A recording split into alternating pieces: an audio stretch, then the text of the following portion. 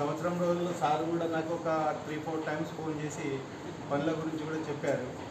కానీ కొందరు రూఢిగా చెప్పడం, ఆర్డర్స్ వేసినట్టు చెప్పడం అలా కాకుండా నాకు కొద్ది రోజుల్లోనే పొలైట్గా చెప్పి ఏదైనా పనులు ఉంటే చూడండి, చేయండి అని చెప్పేసి చాలా పొలైట్గా చెప్పేవాళ్ళు.